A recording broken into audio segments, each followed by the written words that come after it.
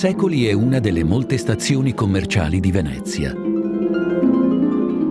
La sua contrada maggiore veste di affreschi le dimore signorili, chiuse su se stesse come in una lunga crisalide. Da questo guscio, rimasto immutato fino alla stagione dei nostri nonni, il battito d'ali della fortuna fa fiorire palazzi di marmo lucente sopra le scure stimmate della povertà.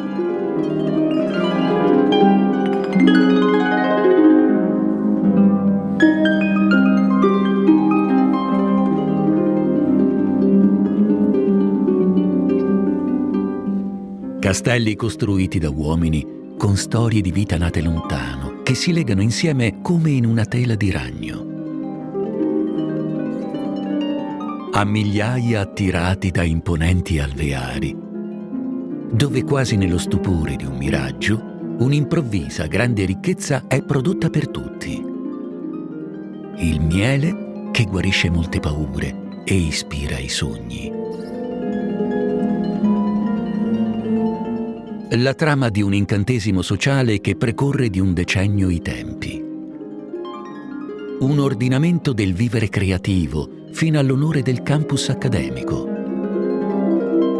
dischiuso a nuove consuetudini.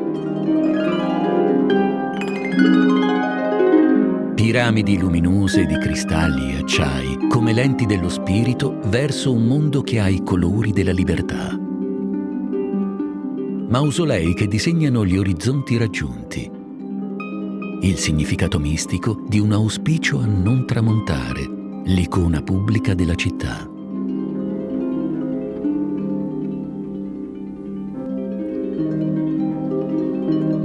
Una seconda Acropoli, altera e nobile nelle sue vesti marmoree, come lo sono gli affreschi antichi.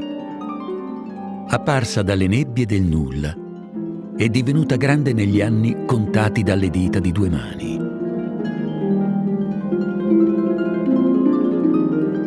Senza eguali allora nelle Venezie, l'orgoglio inebriante dei fiumi di denaro, tramutati in altari a se stessi.